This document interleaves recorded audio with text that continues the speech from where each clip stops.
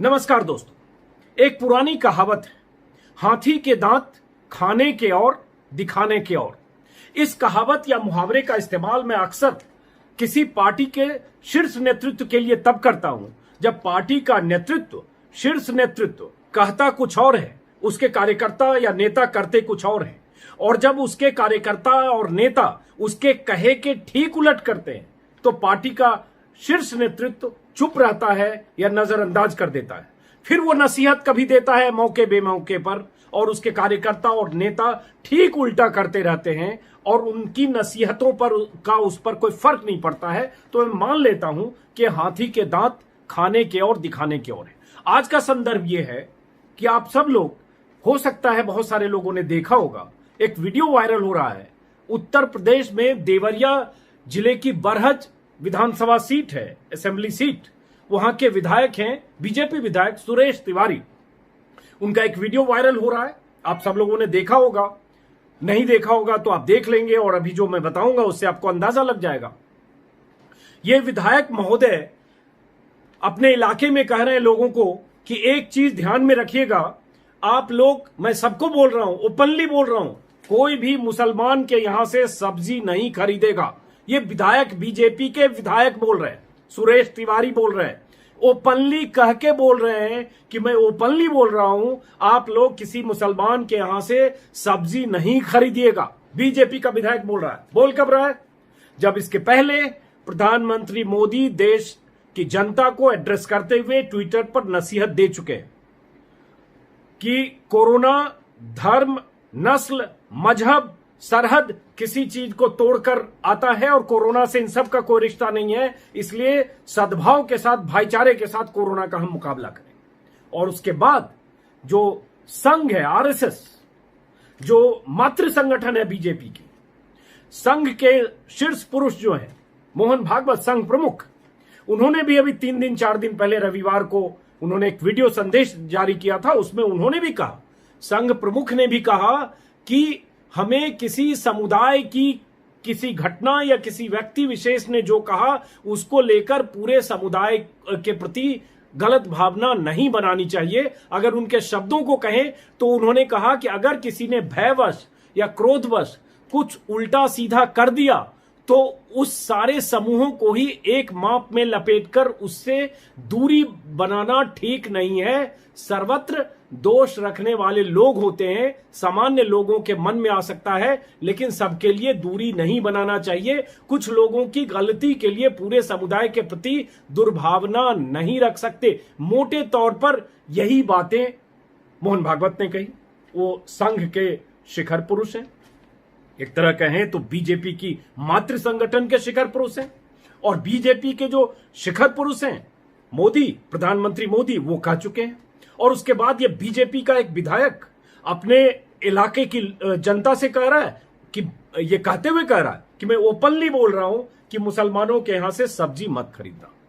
हम हाल के दिनों में अक्सर देख रहे हैं कि लोकल वीएचपी के लोग, दक्षिणपंथी कोई और संगठन, कोई हिंदू आर्मी अचानक पैदा हो जाता है, ऐसे तमाम तरह के हिंदुत्ववादी संगठन उनकी तरफ से ये अपील, बहिष्कार, मुसलमानों से सब्जी मत खरीदो, फल मत खरीदो, ये मत खरीदो, ऐसी चीजें पिछले 20-25 दिनों से चल रही है।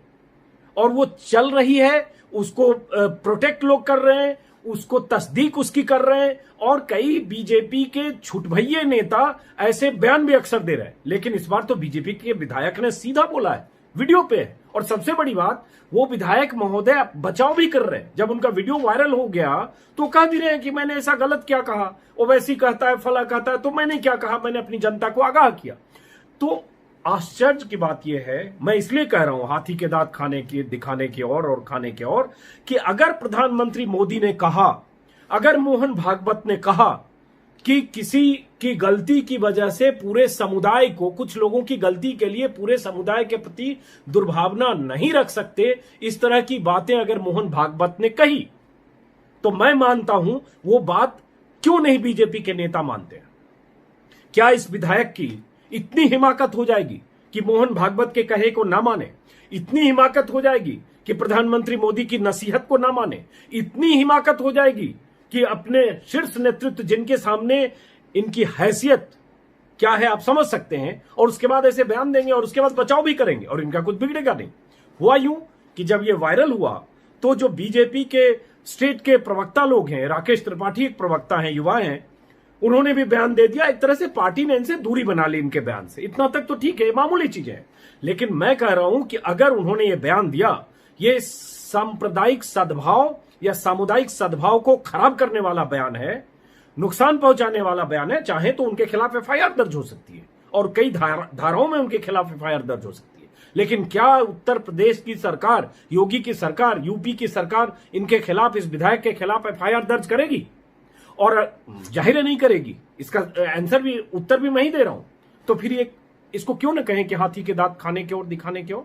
और बता दूं कि इस पर उसके बाद अभी मैं देख रहा था शाम को 1-2 चैनल पर डिबेट हो रहा है।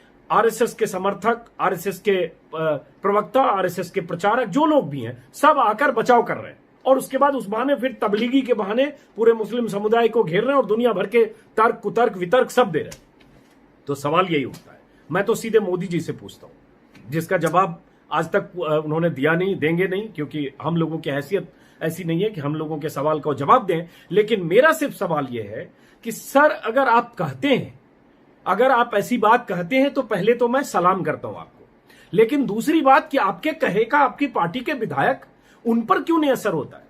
इसलिए कि इसका पूरा ट्रैक रिकॉर्ड है और अभी हमने देखा झारखंड में भी और भी जगह पर, ये एक जगह से नहीं है, कई जगह से ऐसी शिकायतें आ रही है कि मुस्लिम दूध वाले, फल वाले, सब्जी वाले, किराना वाले, सबका बहिष्कार हो रहा है। मैंने 1-2 वीडियो पहले भी बनाया कि कैसे जम्मू इलाके में, हिमाचल में जो गुज्जर समुदाय है जो वहां दूध बेचता है, उससे दूध खरीदने को लेकर बहिष्कार हो रहा है और उसके बाद वो बेचारे परेशान है क्योंकि उन्होंने गाय और भैंस के चारा के लिए जो जमीनें वो लीज पर लेते हैं और उस साल भर, 1 साल 2 साल की पूरी उनकी तैयारी होती है और आपने अचानक अगर बाइकआउट किया तो उनकी मुसीबत होती है। ये खबरें लगातार हम पढ़ रहे हैं। कई जगह भगवा झंडे लहरा दिए जा रहे हैं कि ये हिंदू है, इनसे लो। एक वीडियो कल और वायरल हुआ था, मेरे ट्विटर पर है, आप लोग चाहे तो देख सकते हैं। उस वीडियो में भी एक कोई हिंदू आर्मी है, उसके कोई तिवारी जी हैं, वो आ गए टीका उका लगा के और अच्छा सदरी पहन के और इसमें कुछ रुमाल जैसा भी रख के, चमक के, फुल मेकअप के साथ आकर, और उसके बाद कह रहे हैं कि हिंदू भाई ऐसे हैं और इन्हीं के यहां से, जिन्होंने भगवा पहन रखा है, इनके यहां से फल सब्जी खरीदना, बाकियों से ना खरीदना। और वो खुलेआम उत्तर प्रदेश में कह रहे हैं, उनके फेसबुक पेज हैं, क्या वो गिरफ्तार हुए? क्या उनके खिलाफ कार्रवाई हो गई? और ऐसा सिलसिला पुराना और लंबा है। कुछ गिरफ्तारियां हो जाती है सोशल मीडिया के दबाव में, लेकिन इस विधायक का क्या होगा?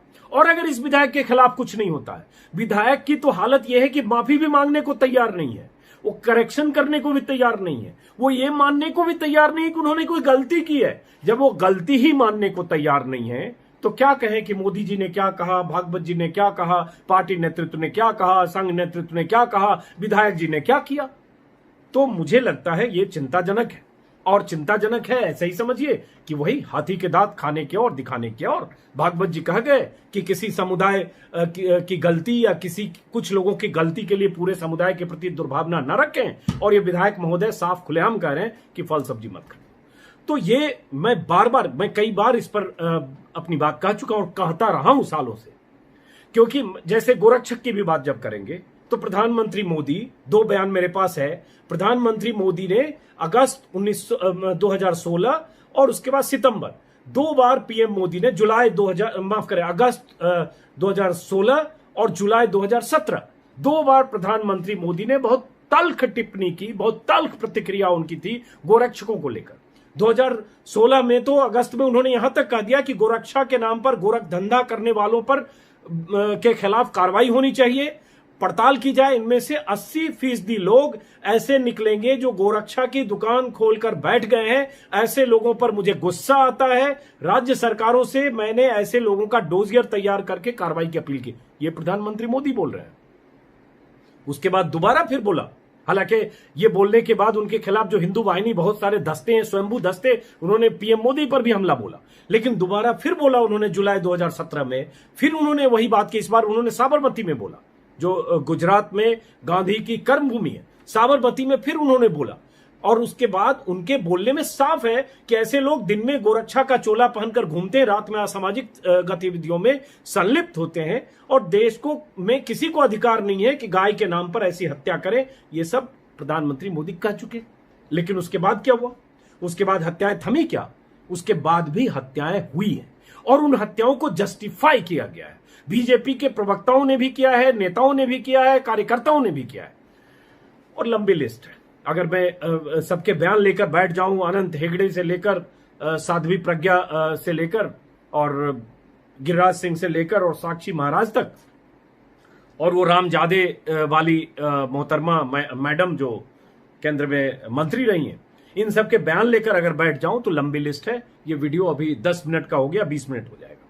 मेरा सिर्फ सवाल यह है, प्रधानमंत्री मोदी और मोहन भागवत ये दो ऐसी शख्सियत हैं कि उनका कहा पत्थर की लकीर हो सकती है, संघ में भी और बीजेपी में भी। ऐसी दो शख्सियतों के कहने के बाद क्या हिमाकत बीजेपी के विधायक की कि उसके बाद उस पर अमल न करे और उसके बाद ऐसा बयान दे और बयान के बाद उस पर कायम रहे, वो कहे कि मैंने कोई गलती नहीं की और उसके बाद चैनलों पर डिबेट हो और आरएसएस समर्थक जितने प्रवक्ता प्रचारक हैं वो सब आकर जस्टिफाई करें कि उसने गलत क्या कहा।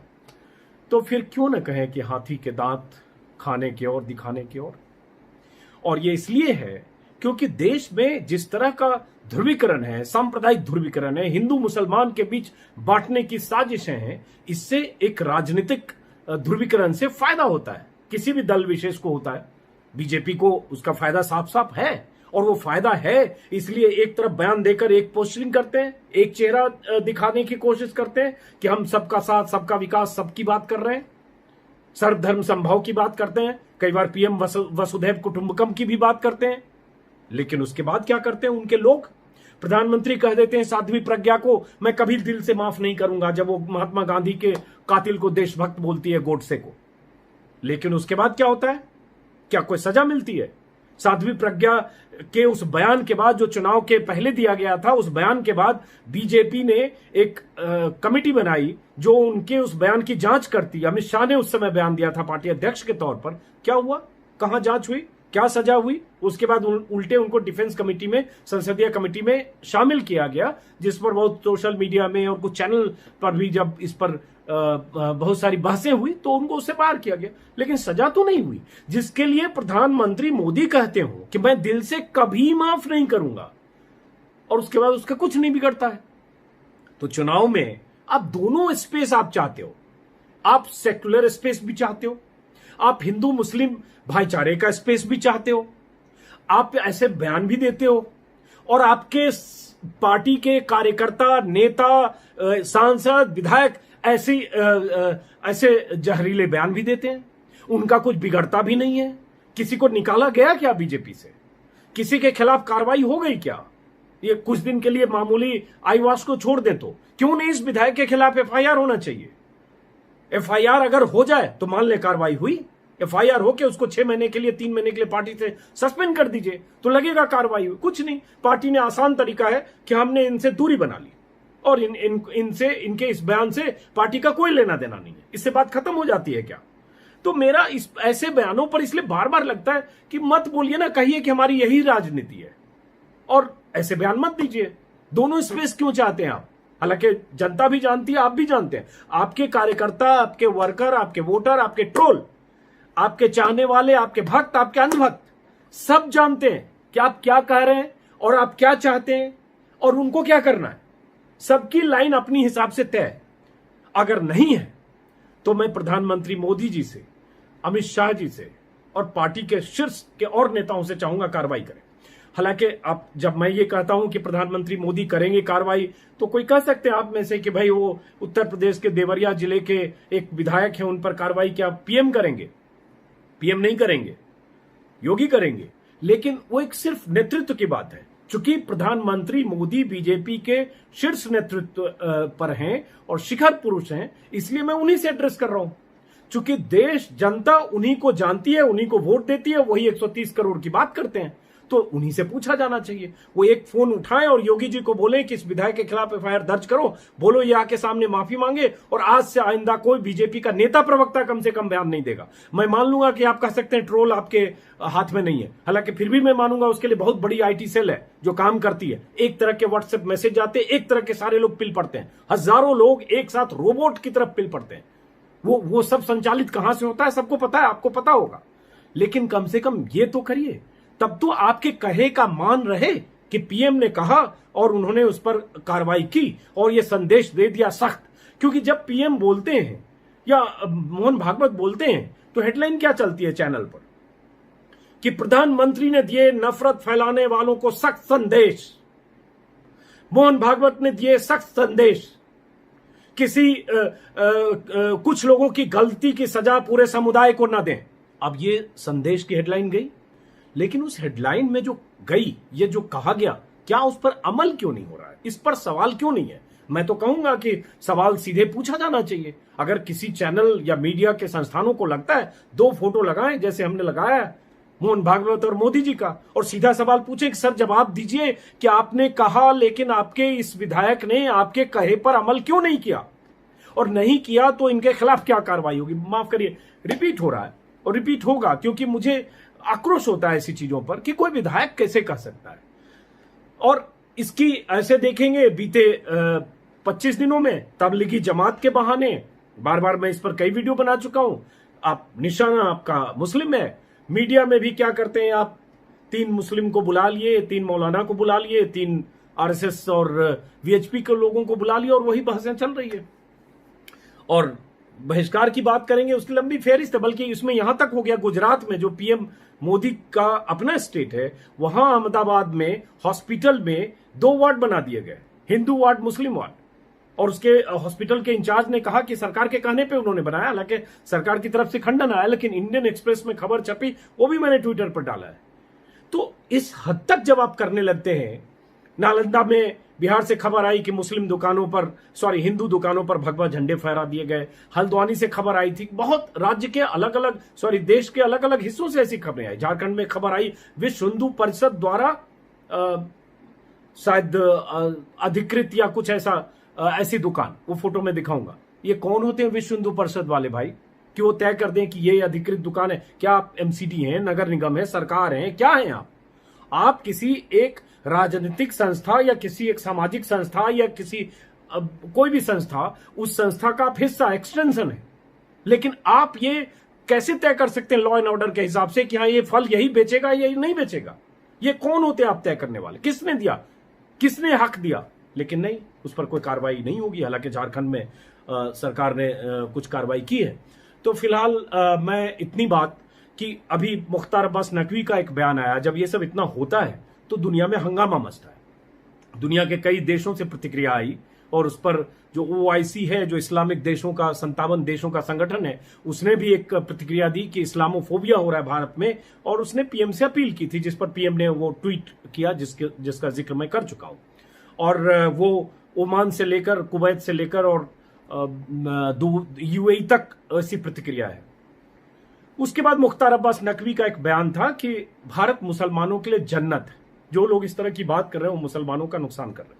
तो मैं मुख्तार अब्बास नकवी जी से कहना चाहूंगा कि इस जन्नत को दोजख कौन बना रहा है? अगर भारत मुसलमानों के लिए जन्नत है तो वहां कौन बीजेपी का विधायक है जो इस तरह से बात करो, देश के अलग अलग हिस्सों में कर रहा है? तो जरा इसको एड्रेस करिएगा। और इस वीडियो को मैं यहीं खत्म करता हूं क्योंकि 18 मिनट हो चुके हैं। हर बार मैं अपील करता हूं, फिर मैं अपील कर रहा हूं कि आप लोग हो सके तो सब्सक्राइब करिए, अपने दोस्तों के साथ इस कंटेंट को, वीडियो को शेयर करिए ताकि बात अधिक से अधिक दूर तक पहुंचे। मैंने एक पहले वीडियो में भी कहा, जब सब कुछ एक तरफा है तो कुछ संतुलन भी जरूरी है। और आप जानते हैं कि देश में मीडिया का क्या हाल है। मेरा सवाल यह है, मेरा आरोप यह है, या मेरा कहना यह है, या मेरा विचार यह है कि पत्रकारिता हर समय सत्ता से सवाल पूछती है, सबसे ताकतवर पॉलिटिकल सिस्टम से सवाल पूछती है। लेकिन आज के दौर में हो रहा सारे सवाल विपक्ष के लिए है। सारे सवाल अखिलेश, माया, मुलायम, लालू यादव, तेजस्वी यादव और इन लोगों के लिए, ममता बनर्जी के लिए। कोई सवाल सत्ता के लिए है ही नहीं, आक्रोश ही नहीं है, सवाल ही नहीं है, आलोचना ही नहीं है। मेरा यह कहना है, जिसकी सरकार है 6 साल से, जिसके 16 राज्यों में सरकार है, सवाल कुछ उससे भी होना चाहिए। तो चूंकि सवाल उससे होना चाहिए और चूंकि वो सवाल मीडिया पर नहीं है, मुख्य धारा की मीडिया में नहीं है, इसलिए ये जो समानांतर मीडिया है, सोशल मीडिया, यूट्यूब, इसमें जो लोग ऐसे बात करते हैं उनको आप सबके सहयोग की जरूरत है। इसलिए हमारे इस चैनल को सब्सक्राइब करें, अधिक से अधिक लोगों तक पहुंचाएं, नमस्कार। दूसरे वीडियो में फिर आपसे मुलाकात होगी, इसी तलखी, इसी तेवर, इसी अंदाज के साथ। और अगर मैं कोई गलती करता हूं तो आप सुझाव भी दें, आपकी सुझाव का स्वागत है। नीचे कमेंट बॉक्स में अपनी राय रखें, मैं कई लोगों का जवाब देने की कोशिश करता हूं। फिर मिलेंगे, नमस्कार।